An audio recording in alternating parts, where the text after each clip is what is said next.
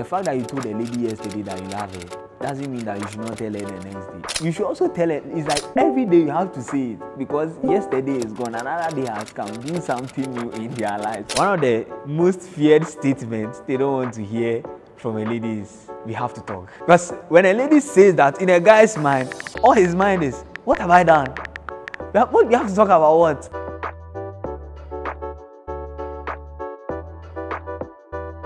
Hi there, it's Caleb over here, and welcome to the Spoudazo Book Review Podcast.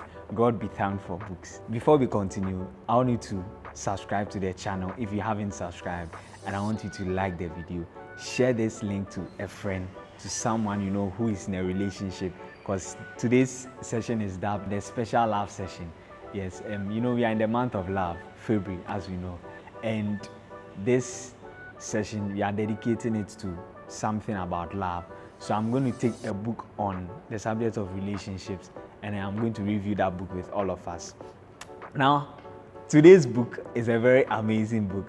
I'm going to first start by giving us a history of how I came into contact with this book. Then I'm going to then just give us a quick overview of what the book is all about, and then we are going to then take our leave. So, how did I come across this book? So back in undergrad, I had a friend. I had a very close female friend. And even in this book, one of the things that this book teaches is that one of the things about ladies is that when a lady is around a male, and he called ladies the home improvement committee. And if a lady is around a male, one of the things that they are really interested in is that they want the male to be better. They want the male to do their things very well. So if a lady is around a male, and let's say the male is not really someone that is used to dressing very well, they will always give the person tips, talk to the person like, dress this. I'm not saying I wasn't dressing well, like I'm just trying to give examples. So, or whatever, let's say it's somebody that doesn't take care of his place, like tidy up the place and all of that. They will try and talk. So I had this friend back then, some years past.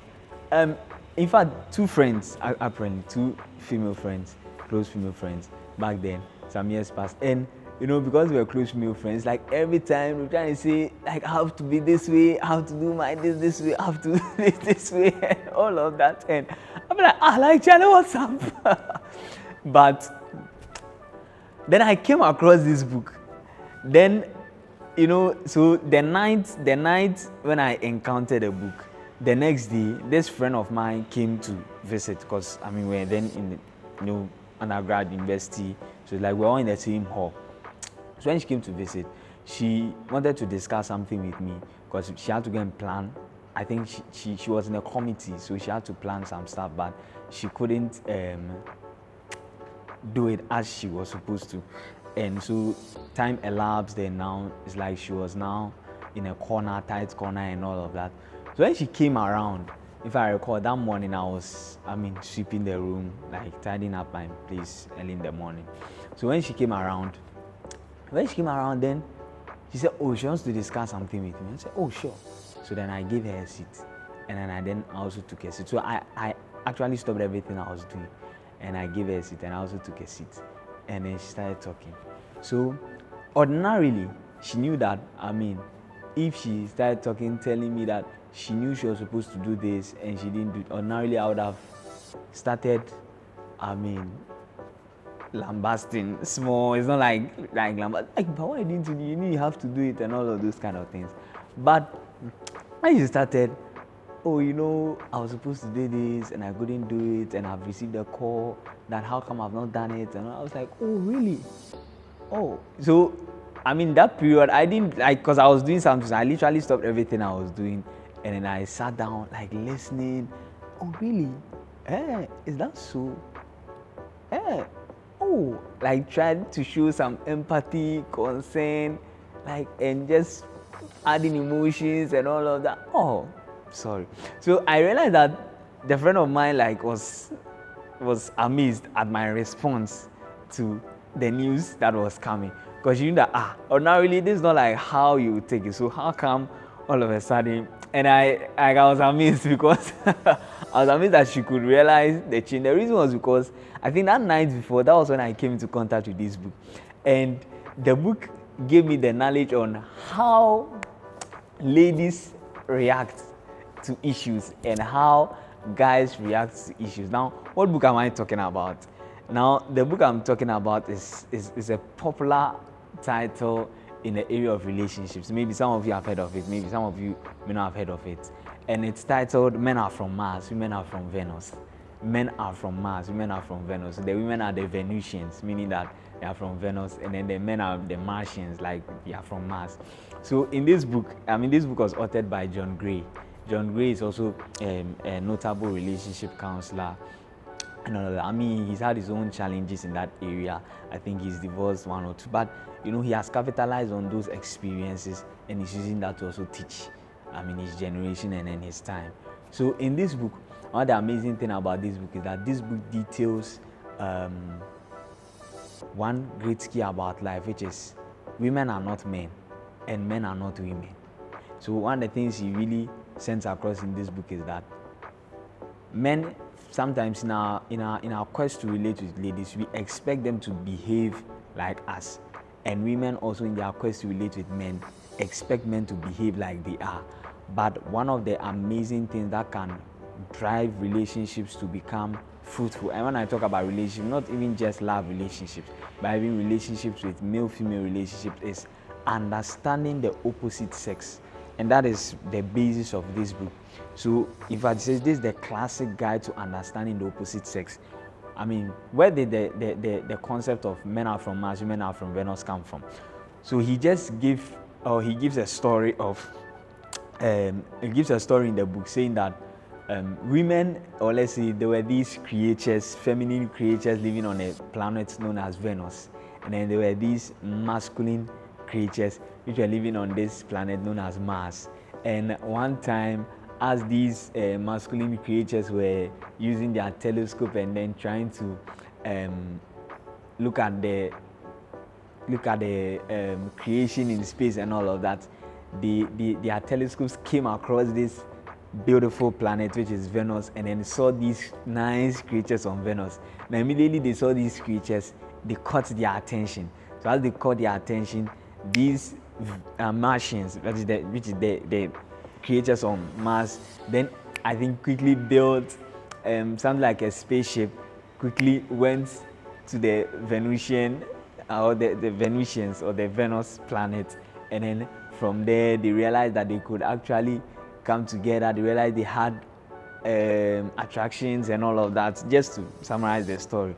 And that was where he took the book from. So he then explained that women are like the Venusians and then men are like the Martians. So he was coming from the point that men are from different planets, or men are from a different planet, and women are also coming from a different planet. So even though we are all human beings, we are not all actually the same.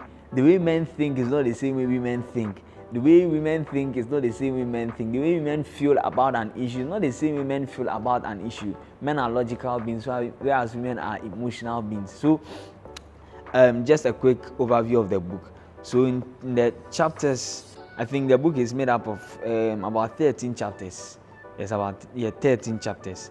And the first chapter is where he explains the story behind men are from Mars and women are from Venus.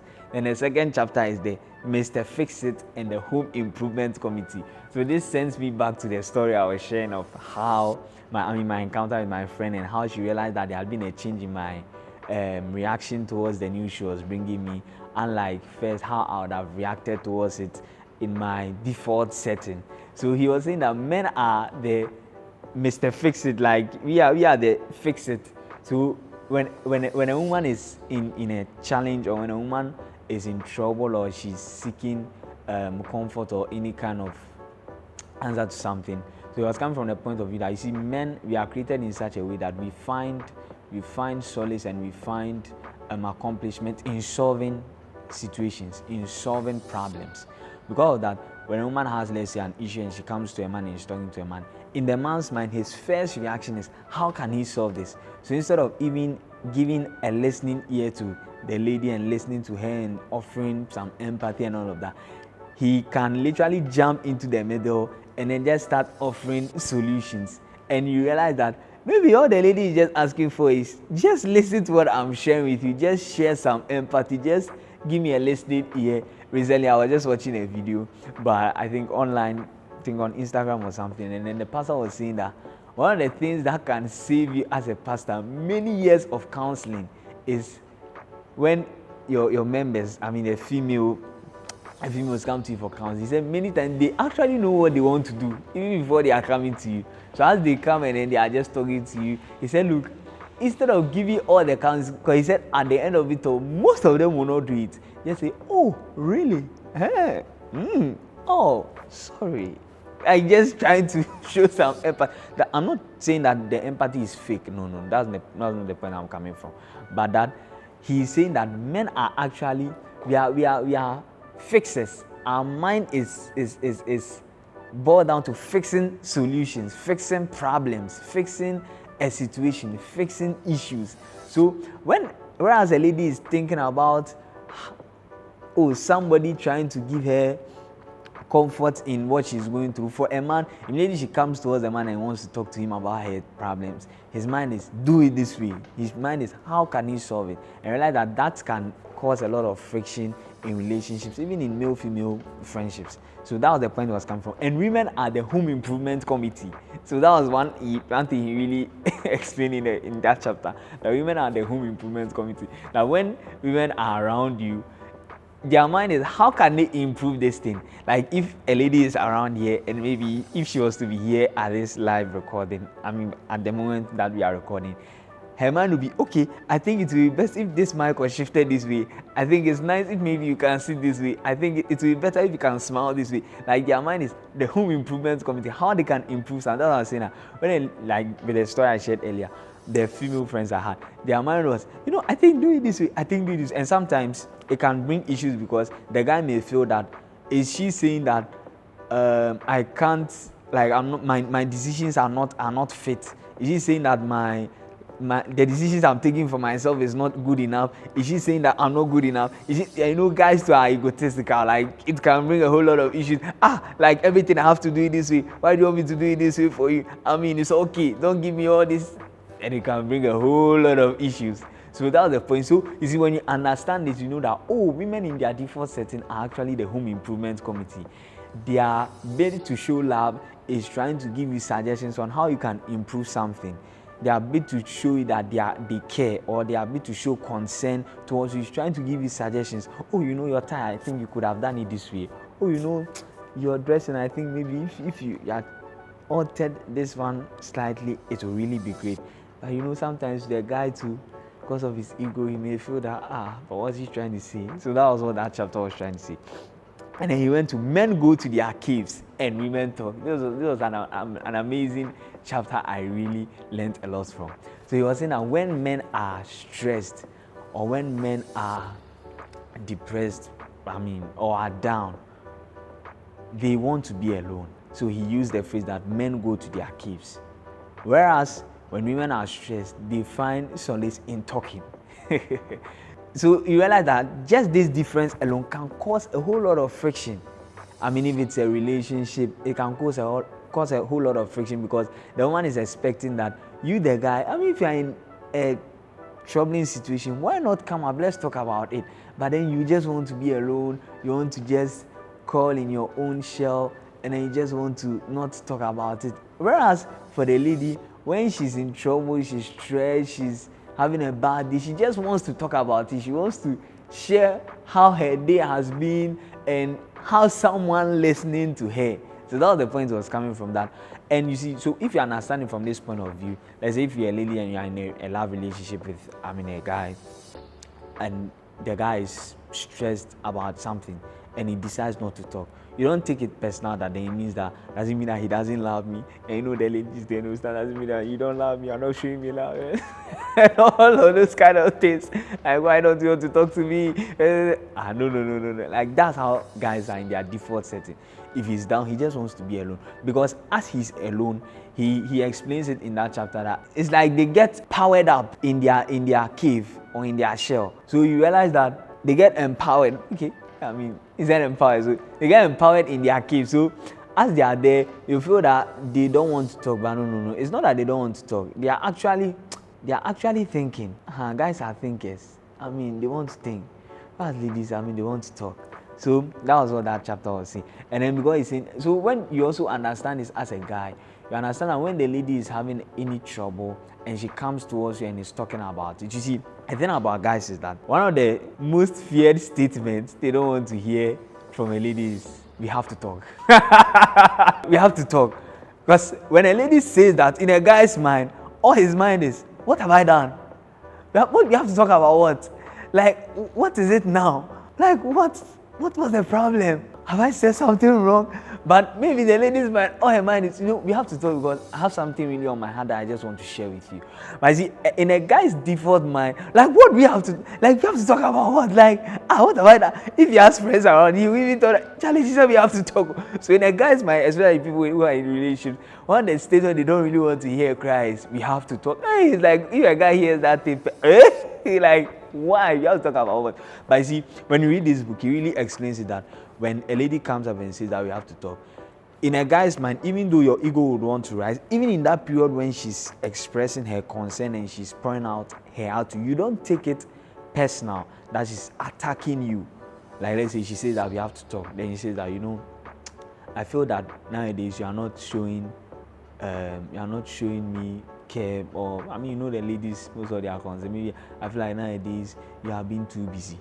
In a guy's mind, if the lady starts from that perspective, his mind is, so she's saying that now I don't like, I'm taking my work too serious. I don't want to make, but if I don't take my work too serious, how can I make money? How do I not make money? I have to make the money too. Otherwise, people now you come and say that I have to take. So you see already. So right from the beginning, his mind starts coming up with issues concerning. So she's saying that it's my fault. But in the lady's mind, she's just trying to say that, I just want to talk to you. I just want to pour out my heart to you. I just want you to listen to me. Just show me concern. It's not that I'm blaming you.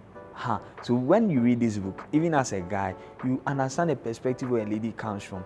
And for a lady to, you also understand the perspective where a guy comes from. And as I said, it's a book on the premise that he said this is a book that gives you a classical understanding to the opposite sex, or of the opposite sex. Like, it's a guide to understanding the opposite sex. So then you understand that, okay, she meant it this way, but maybe she said it that way, or she said it this way, but she actually meant it this way, instead of taking it the opposite way. And that's why sometimes some of these fights come up in relationships and even in male-female associations. Because the lady is saying that, oh, let's do it this way, the guy's mind is, are you saying that I can't make the decisions? Are you saying that the decision I said earlier is wrong? No, but it's not like that. Then, how to motivate the opposite sex? The third chapter was the men go to their caves and women talk. The fourth chapter is how to motivate the opposite sex. He gives insight into how to motivate the opposite sex. So let me just talk about. So this was one key he really gave, especially to guys. And he gave a serious key to guys in that chapter, especially with regards to how to score points with ladies. Now this is the key. Is that, in a guy's mind, when a guy wants to impress a lady, he wants to do it boom, like he wants to do it very big and make it count. Like he wants to make it count one time. Whereas he said for ladies, that's what he said in the book. Maybe the ladies, you may confirm or you may not agree, but that's what he shared in the book. And I've asked quite a number of ladies and said yes, it's true. So whereas in a lady's mind, everything counts. It's actually what you do every time continuous. So let me give the example. So in the guy's mind, maybe it's the lady's birthday, and because it's the lady's birthday, he says, okay, today is her birthday. He really wants to show her love, like massive love, excess love. So because of that, he's going to take her out to, let's say, Kempiski, and then he's going to give her a French breakfast. If you know a French breakfast, you can go online and Google. He's going to give her a French breakfast. Wow. And then he's going to maybe get her maybe a wild limousine or a special car to bring it. And then afterwards, maybe after that great gesture he did for the lady on her birthday, that's it. In his mind, he feels that gesture he has done should score him points like for the whole year. Of course, because it feels like, maybe he has saved almost a year, or he has saved for months for that big gesture on your birthday. But the man explained that, you see, that gesture you done for the lady, it's actually, they score it the same way as, so I'm going to explain it further. I want to take my time and explain so you don't misconstrue. So taking that example, and then let's say someone who doesn't have that much amount of money, Now, early that morning, the person calls the beloved, and then, or the person is in a relationship with, and then already early that morning, he gets maybe he sends her a poem. That morning that is the lady's birthday, he sends her a very, loving poem that he now is. It's not a poem that he has going to copy from ChatGPT. Oh, no. A poem from his heart, pouring out how he loves her, all of that. And then maybe the afternoon before that, he sends also a cake to come. And then later maybe he takes her out, just to give an example. Now what he was saying was that the guy who did that very big gesture by taking her out to Kempinski, and which he expects that it should last him points for the entire year. He's saying that the same way the lady rated that experience of he taking him to Kempinski, that 3 points is actually that same way she rates the guy, sending her flowers that early morning. That is also a 3-point gesture. And then later sending the cake, that's also 3. He's literally saying that everything you do for this gender is the same point. So in a guy's mind, he feels that, look, this big thing that I'm doing for you there, it should last for long. That's how come sometimes guys feel like, how come I did this for you, then later you're asking me that, do I love you? The next day you're asking me, do I love you? What do you mean by do I love you? Like, I just last night, and you're telling me that do I love you? And that's why even Dr. Miles Monroe in his messages insinuates that the fact that you told the lady yesterday that you love her doesn't mean that you should not tell her the next day. You should also tell her. It's like every day you have to say it, because yesterday is gone, another day has come. Do something new in their lives. So that's the point I was trying to make, that how to score points with the opposite sex. This was with how the guys can score points with the opposite. And then the ladies too, he also give cues on how you can score points with the guys. Many ladies don't know how to score points with guys. It's so sad, but as a guy, you see that it's like some are trying, but some they don't know how to. The ladies on their own say it, people should go and read it. You see it in the book.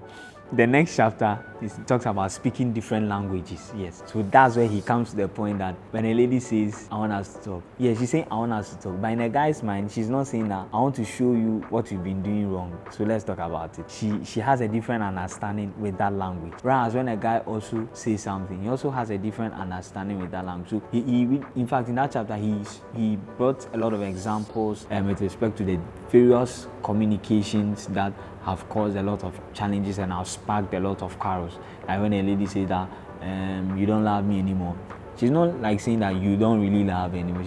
She doesn't feel loved. She doesn't feel, they are emotional, so they want to feel.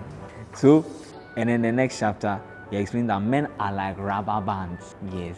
I think this chapter really explains one of the main challenges that a lot of ladies feel like, why is that guys are like that way? Because it's like they come close and all of a sudden you don't see them again after a certain period of phase. It's like if you're in a relationship with a guy, it's like there's a certain period you just start showering with so much love and everything, and it's like he just goes out of, he just escapes. Like you're like, why is this guy like just yesterday or just a few days past, he just came so close. I was saying that men are like rubber bands.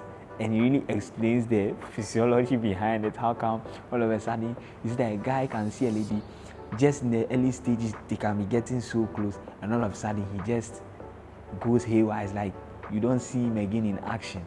So it really puts a lot of ladies to thinking, but what's wrong? Why is this guy? What's the problem? So in that chapter he explains all of that. Then the next chapter he said women are like waves. He explains how women are like waves in terms of their emotional life, everything. The guys, so that chapter will really help you. Women are like waves. Then chapter 8, discovering our different emotional needs. Yes, the emotional needs of ladies are not the same as the emotional needs of guys. And chapter 9, how to avoid arguments. Then chapter 10, scoring points with the opposite sex. So I think this chapter is also, it alludes to also the examples I gave in terms of when a guy wants to take a lady out and all of those. So it's when you know these things, I think as a guy, it really helps you learn how to score points with the opposite sex. Because sometimes, let me give an example. Just a simple compliment can do magic. That's if you know how to pay a good compliment to an opposite sex. So you learn all these things and all of that. Then the chapter 11, how to communicate difficult feelings. Yeah, like a guy when a lady asks you, am I looking good in my hair? And fan, actually, this hair that you've gone to do, hey, didn't you watch your face in the mirror? How can you communicate such a difficult feeling as a brother? And then, so he gives all those it gives all those skills. Then in chapter 12, how to ask for support and to get it. And then in chapter 13, keeping the magic of love alive. So this is the book I just wanted to share with us on this special love session.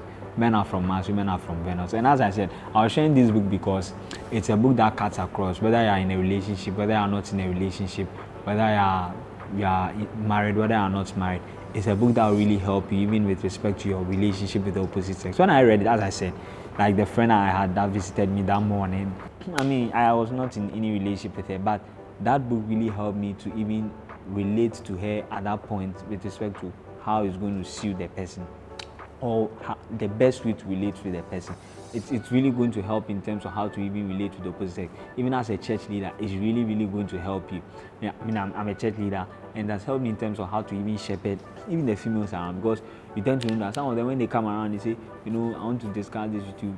It's not, they just want somebody to listen to them, somebody to be around, somebody to say, oh, really? Somebody to just show concern.